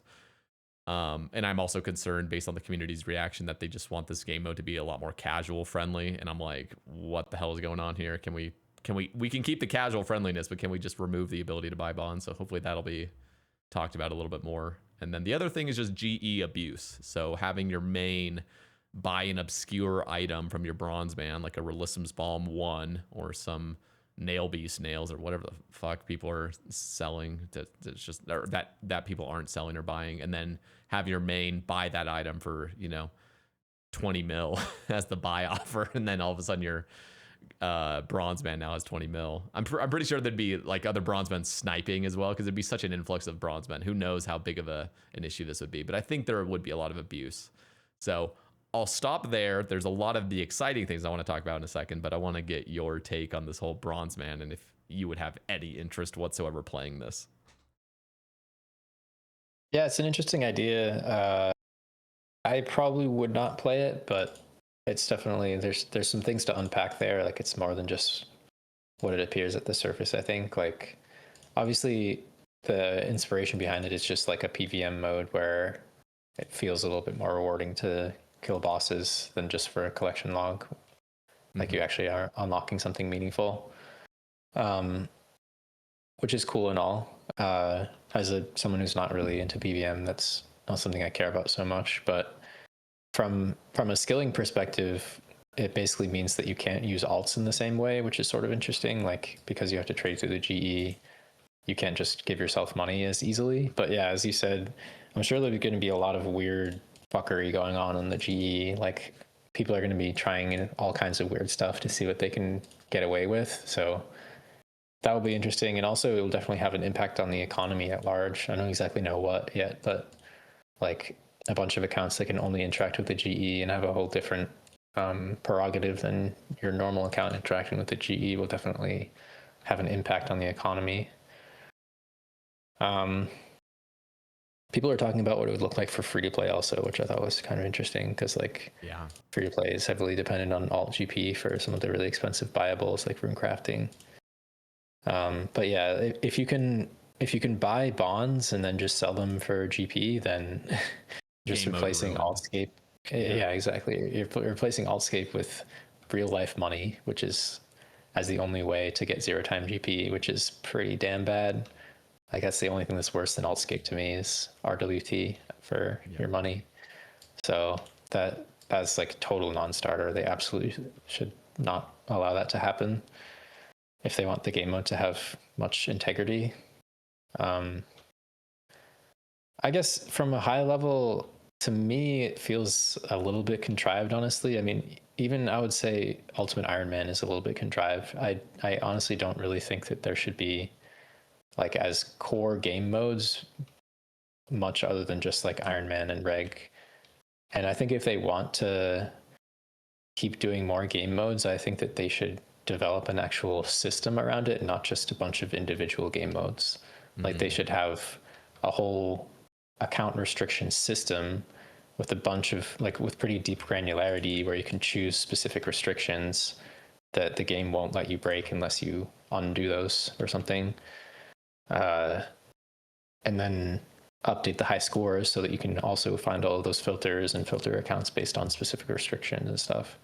I think that's the way to go forward to really allow the level of flexibility that people want, because when you're just introducing one specific game mode with a specific set of restrictions, it's the more and more you do that, the more diluted the game becomes, and it kind of loses its purpose and is more just a high score reset for people to compete on for a little while and then go back to their main account eventually or wait for the next thing. Yeah. No, I like that idea. I mean, I'm a huge slut also for a fresh Hiscores actually as well, so I do enjoy that. But even that's a topic that I kind of wanted to come back to. I think that's an interesting thing to talk about further. Okay, let's I'll put that on hold. I also want to just point out with Bronzeman mode that there's something also quite interesting about the mode, which is you can actually efficiently skill on this mode. So you would it almost would feel like a modern reboot of no alts, you know, early old school main kind of, where like you kind of got to pick and choose the grinds you want to do. Like you got to find good money makers kind of, you know, you can't just have an alt fund everything. But at the same time, you could do 3-tick 4G, unlike an Iron Man. Like Iron Man really, I mean, even though that is technically EHP for Iron Man as well, there's a lot of incentive to go like mine gems or mine sand for your crafting grind and stuff. And I think as soon as all that's eliminated, because money is now, money in the Grand Exchange is now available to you, it's going to reveal all these super efficient methods. Like, for example, Iron Man, like for herb lore, like you have to make the potions from the herbs you get through PVM and skilling and whatnot. And like, if you have the Grand Exchange available to you, just buy a bunch of anti-fires or whatever you're going to do and just get the fastest EHP for herb lore. And the same thing goes with construction. Like Iron Men were really gate kept with mahogany homes because they tried to milk all the amount of XP they possibly could from each plank. Whereas now it's like just build mahogany tables or whatever is the most efficient now. And so there's like this real cool sort of mixture of, if you are going to compete on the high scores, you need to find reliable money makers that will allow you to still do efficient skilling. So I think it is interesting to me. And again, like this is coming from a perspective of somebody who's basically exclusively played Iron Man mode. So I'm very much Iron Man coded with the Iron Man skilling grinds. And I feel like having to rewire, if I go hard on this mode, having to rewire my brain to like adjust and like craft black D hide bodies the whole way to 99 crafting or whatever, instead of, whatever else I'm doing. It's just going to be interesting. It's going to be interesting to rethink all these different things and then think of the best money makers as well, which I never really think about. Yeah, I mean, another thing to think about here is like, what does the end game of this account look like? And it kind of sounds like the end game is very similar to a main account. Like, it will take people a fair amount of time, I guess, to unlock all of the PVM items that they want. But once they do, then it's just a main account that can only use the GE and kind of loses its originality. It kind of feels like fundamentally it is kind of a casual game mode, and a long-term player would just end up with the same account that they would have otherwise had, pretty much. Yeah, no, it is just a complete blend of the two game modes, like Iron Man and main, and it is for casuals. It's 100% like coined as like a casual game mode. So that's the tough part. Is like for years I've been screeching about, can we please have a new permanent game mode? I want to compete on new high scores, and I just want to have a fresh, restart sort of. And then we come out with something that's like the most muddied down version of something that we already have kind of had, but I'm trying to find the silver linings and all the glimmers in it. I'm like, okay, there's some cool strategy potentially of playing in a way where you're finding, like, even, at the beginning of an account, like a main account, oftentimes you can just fund it from some other main that you've been playing and just like, okay, I just want to get over these early level grinds, so I'm just gonna fund it. But if they don't have bonds and you have to actually find early money makers, like there's some interesting early money makers you can do that will really get your account kind of jump started. And I think that early mid game grind on a Bronzeman actually sounds very, very interesting. And I think there's going to be so many interesting metas sort of evolving as we see. Yeah, I think it'd be cool to watch. I mean, anything like this would be cool to watch and see what people come up with and see the competition and stuff. And I'm not like opposed to it. I don't know if I'll bother to vote on it because like I don't think I would play it, but I don't think I would vote no because it doesn't affect me at all or on any of my accounts. So I'm not going to spoil others' fun just because it's not something that I particularly care for. As long as it doesn't impact me, ultimately, don't really care. And I'll probably watch, whatever my favorite YouTubers are who are playing it when it comes out, just out of curiosity. Yeah. Would be interesting if this actually fails a poll, though, because like nothing really fails a poll anymore, right? Yeah, there is a little bit of potential that it could potentially fail. And the reason I say that is just because their first pitch means so much. Like first impressions mean so much to people, and having them have combined the Unbound version with it, I think there's still going to be people that have not seen the updated blog, but showing that that's been canned. So it's like I can still see people voting no to it simply because they've already had a bad taste in their mouth over it. Yeah. There's like I'm sort of torn between voting no and yes too, because ultimately, if it were up to no new permanent game mode or a permanent game mode, I want the permanent game mode no matter what it is. But if it was like I can vote no to this and maybe get something else like shortly after, then I'd really want to vote no to this and just get some other different mode. So it's sort of I'm kind of torn a little bit, but I don't know. Okay, so we wanted to touch on fresh high scores. You had something to say about that. What were your thoughts? Yeah. Well, of course, the high scores is like a huge part of skilling. Like it's one of the things that motivates a lot of skillers the most is looking at their ranks and competing with others on the high scores. And that is kind of an inevitable truth of high scores on this game, that they fill up and they become harder and harder to climb because there is a cap to XP, and just people who play for longer make more progress, and people jumping in much further down the line as a new player are very far behind in the competition.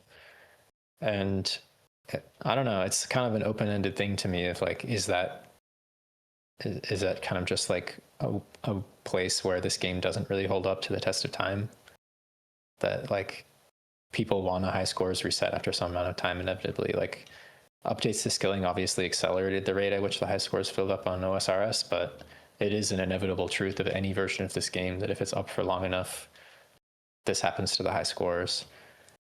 So I don't know, kind of makes me wonder, like, is this just sort of a limitation of RuneScape that we have to accept, or is there something that we can do about it that still makes the game have the same degree of long-term playability? I don't know. I think they really captured lightning in a bottle with the reboot of, old school. Just having old school in the first place. I think those high scores were so exciting. Like, I remember Yeah, for sure.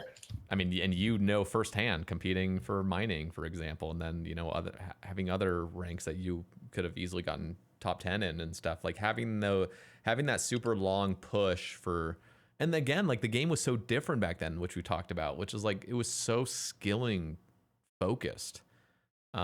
Getting 99 capes was like you would throw a party over getting a 99.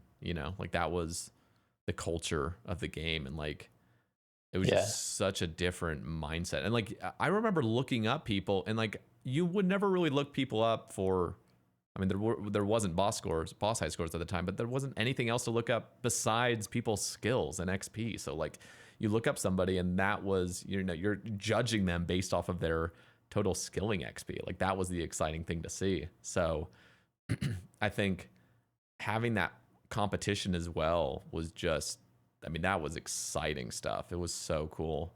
And even like fresh Iron Man mode coming out with those high scores, and watching, because I was very in touch, at least for the first several years of Iron Man. I was looking at those high scores all the time. I loved seeing how far people were taking it, and then watching Iron Higer eventually just shoot past everyone and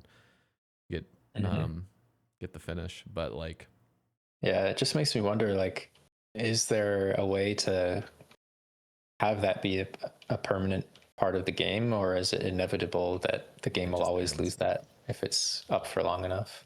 Yeah, I think it's an inevitable end, but I think it's just the same with like a 2004 reboot. Eventually it'll hit a certain update where it's like, this is not ideal, like going all the way up to 2012 or whatever we're talking about. Like even past 2007, in my view, is just already like, what are we doing here? So I think there's, in my view, like it would almost be cool if, you dragged on, let's just imagine an ideal world of mine. We reboot officially from Jagex, like officially Jagex has booted up 2004Scape, and it's gonna, for the next decade, spread from 2004 to 2007, and then that's the finish line. And then at that point, we're gonna reboot it again. So we just, like, every decade you just have another reboot of like playing from 2004 to 2007. Like, I think ideally for my, like, I don't know, just obsession with this game and the obsession with like fresh high scores and all that stuff, I think that would be like super ideal, just knowing that there is an end in sight to the high scores here. You have such a long run at it, 10 years, and then you get to play the nostalgia game that you know and love again, and you just get to recycle it, whoever's still playing at that time in the retirement home. That's interesting. For me, I don't think I would want that. Like, and these days, like, as I'm getting older, I am thinking even longer term of like, this game may be a part of my life forever. Yeah. And I would love to have an account that I actually continue progressing for that long of a period of time, like multiple decades of progressing a single account, and the progress I made early on is still somewhat meaningful and not like totally devalued. But how do you have that? That's the real question, I guess. Like on OSRS, the skilling game is completable in less than a decade, even for a casual player. Yep. And in earlier iterations of the game, you do have, and like maybe free to play Iron Man, that kind of thing, you do have like a sort of a lifelong skilling meta, but still totally subject to updates in the future.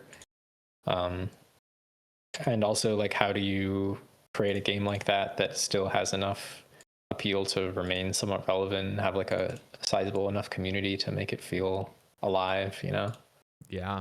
It's honestly, I think the only way to really capture all that, because one of the things we're not touching on is just the inevitable devaluation of everything you've done. So we want to not have that, which the only real solutions to it is either take a screenshot or like a snapshot of the game that never gets updated, or know in hindsight what updates are coming, like you're playing right now. Like, you know exactly what's about to come into 2004Scape. You don't feel like all of a sudden you're going to have something that just, you know, slashes the amount of hours you have in half because something comes out that's just way faster. Yeah, I So mean, the logical antidote to that is adding more skills or adding more other content, which is, you know, what they've done in OSRS. But I think the best solution is to do that at a reasonable pace while also trying your best to maintain the integrity of existing content. Like, absolutely do not release updates just for the sake of making things easier, like buffing an agility course by 10% for no reason. Only do, like, think really critically, make really measured decisions. Probably don't pull things. Like, you are the game master and you know the game better than anybody else is sort of what I like to see from a game developer.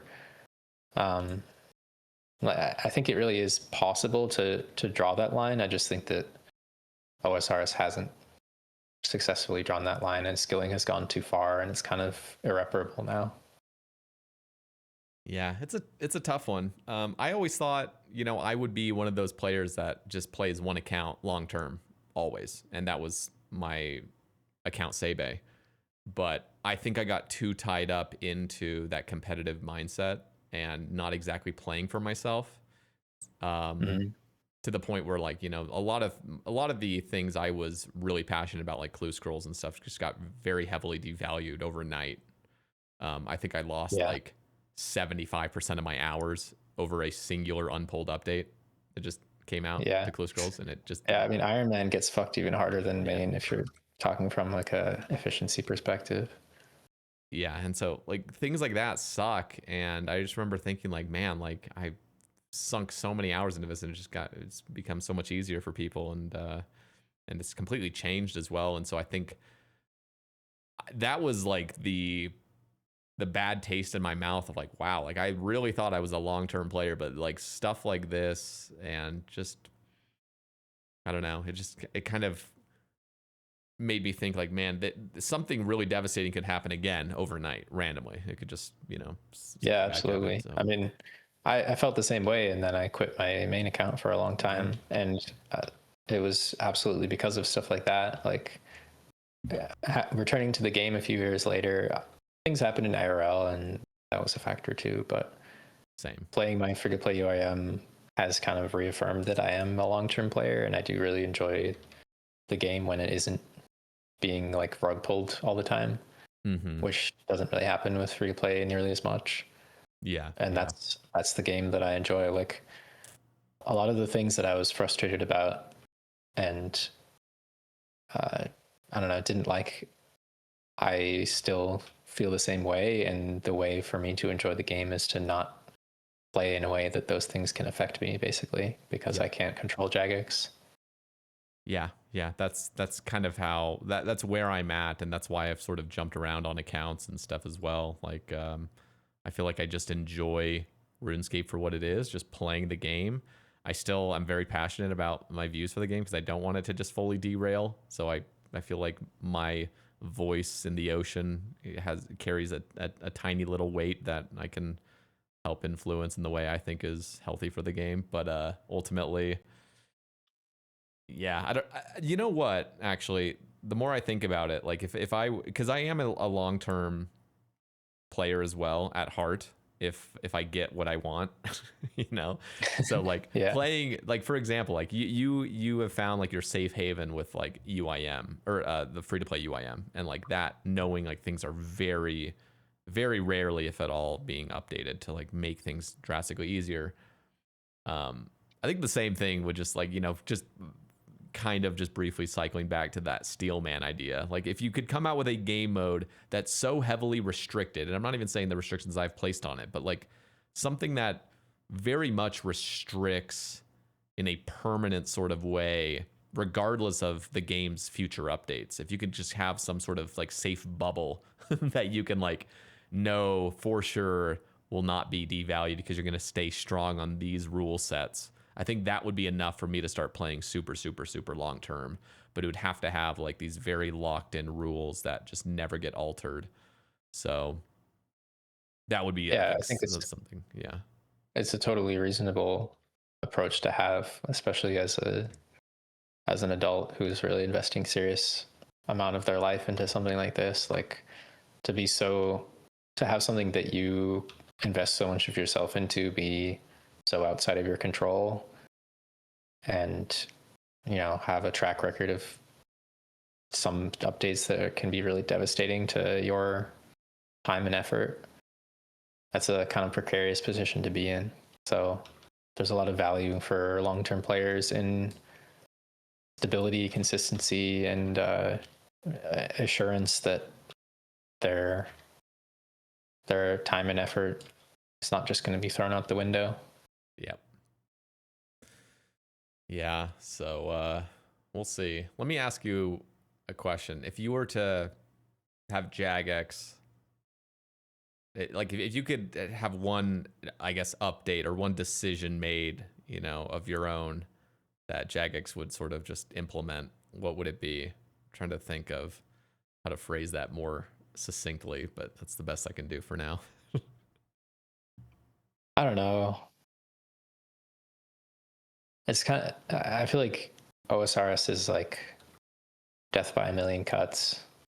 So like the obvious answer would be like I would revert some really bad update or something, but I don't think there's any single change that could be made that magically fixes the game for me.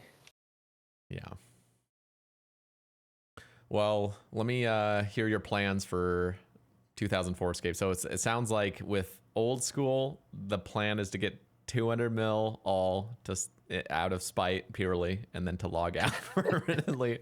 By that point, there will be another skill that you have to grind to 200 mil, unfortunately. Oh, Jesus. Yeah. That's the plan. We'll see how far I get. It's still like a lower priority account than any of my other accounts. So yeah, Then, I'm just kind of doing the easiest things I can first, and we'll see whether I run out of easy things to do or if Jagex makes more easy things to do first, I guess, or if I just decide to actually actively play the account for like a year or two to do the skills that really need it. yeah. And then let's hear your plans for Brighter Shores and then RS3, and then we'll finish off with your plans for 2004Scape, or soon to be 2005Scape. Yeah, Brighter Shores, I will just keep doing the daily progression, and then hopefully someday there'll be some exciting content again. Like they are eventually going to release a new like episode or chapter or whatever they call it, which is like a whole new region with the new skills and everything. So that will actually be like a big update of a lot of new content to play. So when that comes out, maybe I'll get back into it. But yeah, in the meantime, I don't mind chucking my $6 every month to Andrew Gower for being the GOAT, even if his new project is a little whack right now. And RS3, I actually recently got a few 99s out of the way, and with RS3 dailies, you can turn off the daily for a given skill once you get 99, so that's like pretty huge.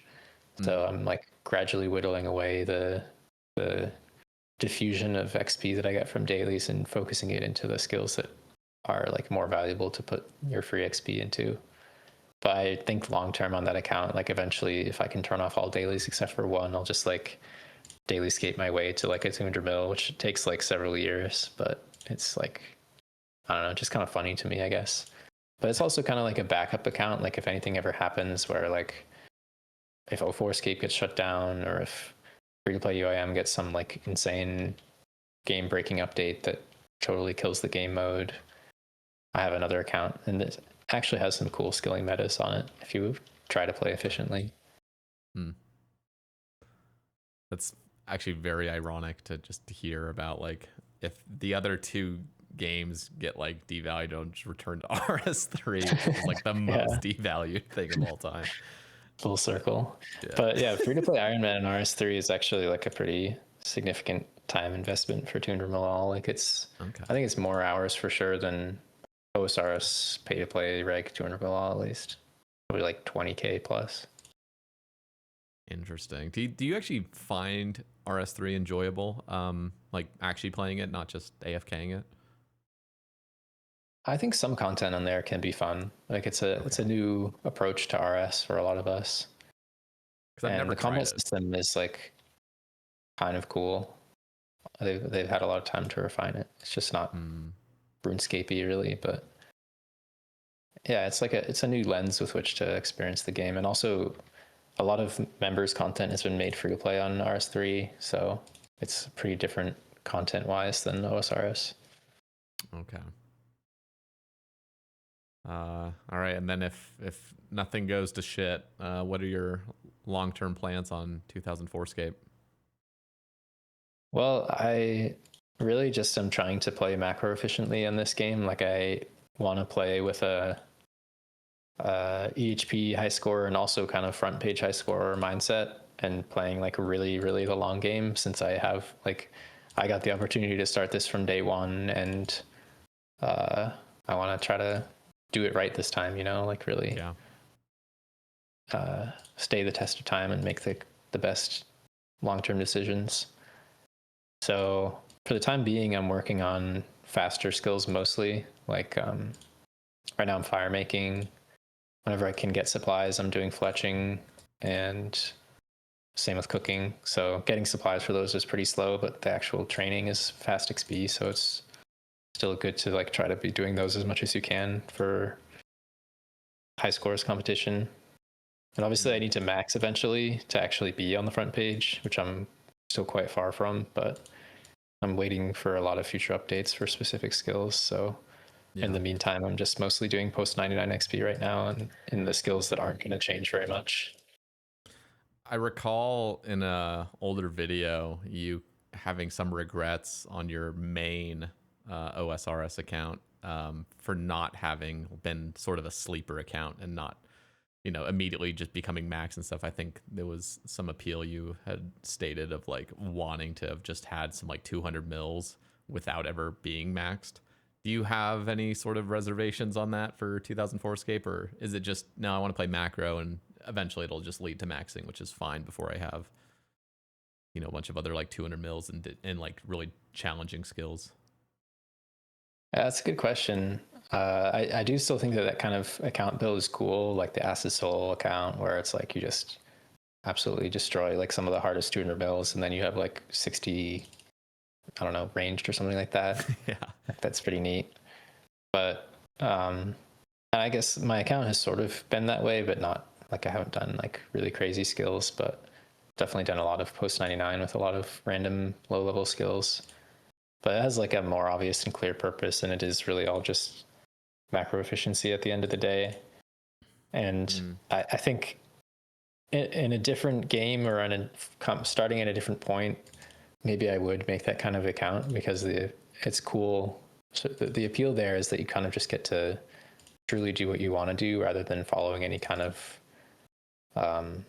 guideline, like trying to play macro efficiently, restricting yourself, like avoiding certain things for that purpose.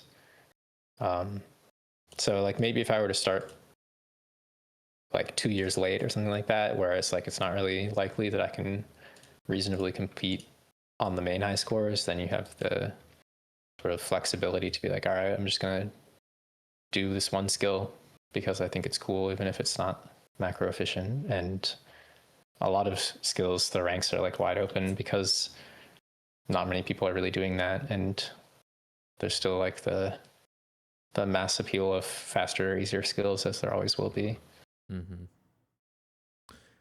Interesting. Actually, very random tangent before we kind of wrap things up. Is there like how much classic knife log tick manipulation is there in 2004Scape, or is there? Or I guess there wouldn't be knife log. There would have to be herb. Is there even herb tar? No, that's Hunter.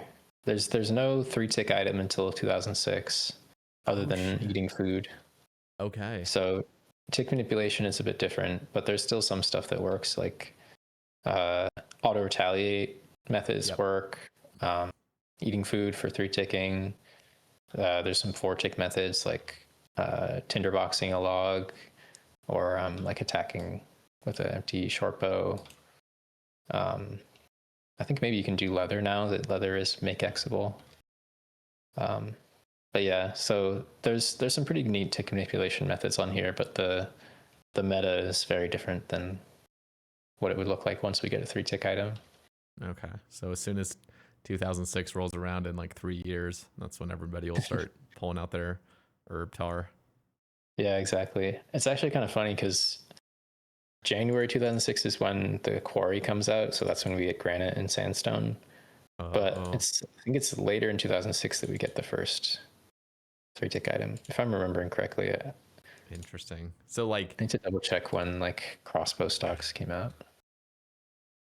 do you recall off the top of your head what the rank 1 miner is right now in 2004Scape? Yeah, it's a guy named Godric who is, I think he's at like 37 mil XP. He was playing pretty consistently for a bit and then slowed down. And then the inducted is rank 2, and he did like some crazy weeks and pulled up very close to Godric. So if he'd kept going, he'd be like way up there. But yeah, there's another newer player on the scene who's been doing some pretty big mining weeks. So if they keep at it, they'll probably grab rank 1. So Okay. yeah, it's like still wide open, pretty competitive if people decide to compete. If and when. Is the meta just iron, just mining iron and dropping it? Yeah. Okay. Yeah, there's not much else. Is it just the wilderness spot, or is there like a trio spot that you can just kind of sit and relax and just have them respawn? It'd be like, there are some 3-rock spots, but without static spawns, the respawn rate is pretty slow. So okay. Yeah, there's some different spots you could do it. There's the wilderness mine. There's the mine near the Legends Guild. There's the mine near the Hardy Monastery. You basically need like 6 iron rocks to be able to get the best rates. So okay. Interesting. But yeah, there's people mine everything on that game. Like people mine coal, people mine gold, people mine RuneLite. People use a lot of the different mines around the game because there aren't that many worlds, so a lot of the mines are busy. So yeah, that's definitely a little bit of a different deal with vibe anymore, really. Yeah, and ores are worth a lot of money. Like it's a pretty good money maker. So there's a bit more incentive and interest there. Interesting. Well, yeah, Caleb, I always enjoy our conversations. It just feels like a trip in history, sort of RuneScape history, which is just always enjoyable talking with somebody that's very knowledgeable on like the history of RuneScape and like you actively playing a very nostalgic mode. So yeah, thank you so much for coming on today and chatting with me. Yeah, thanks for having me. It's always nice to hear your perspectives too, and I think you bring a lot of interesting takes and opinions. I also want to say, I don't know if I should bring this up or not, but I feel bad on behalf of the skilling community for some of the flack that you get from some people, and I don't think it's really warranted. Like, I think that there's always a way to say things constructively, even if they're criticism. So, yeah, I hope you don't let it get you down too much. Nah, it's just the internet, being a content creator. Yeah. I think you just develop greater and greater, or thicker and thicker skin, I should say. It's just what the internet is. So I don't really take it personally either. I'm sure if I met these people in real life, we'd laugh and have fun and whatever. But I just think on the internet, it's just there's so much incentive to just be an asshole. Like there just is. Like you can just be a jerk and there's no consequence or anything. It just gets more attention because the most outrageous stuff gets the most clicks, unfortunately. Exactly. So people that flip out, I don't take it too. Some of the time I'll take it personally, but most of the time I'm just like whatever. And I think having been through some controversies over the year, it's like living through them and realizing everything passes in like 3 days time, and then people are on to the next piece of drama. It just doesn't matter. Like almost nothing actually matters ultimately, unless you actually do something terrible. Like you're just like actually a bad person. That's something different entirely. But if you're just like having takes on a video game and people flip out about it, it's like it'll pass. Don't worry. So yeah, that's it. That's a good point. Yeah, so, but I appreciate that because ultimately it does suck some of the time in the heat of the moment when you're just getting harassed or whatever. It's like, this sucks. Yeah. But I can also just just turn off my screen as well and just go outside, and it's like, oh, these people don't exist actually. I can just live my life. So it's whatever. It's a learning thing. It's taken years, but I'm definitely in a much more healthy state with it, where I can just have a bad take, or even just have people come after me, and it's like, this does not matter in the slightest at the end of the day. Yeah. In fact, totally. some of the time it's actually a benefit, because it'll just get more eyeballs on me. So people that, have an obsession with me or whatever, it's like, yeah, keep talking about me. I don't care. Ultimately, I don't care. You just keep talking about me. So yeah, the views are what get you the money, right? So exactly. yeah. So please have them keep talking about me. No, I appreciate it though, because me and you both have been through stuff, and internet harassment and whatever else. So yeah, so I appreciate that. But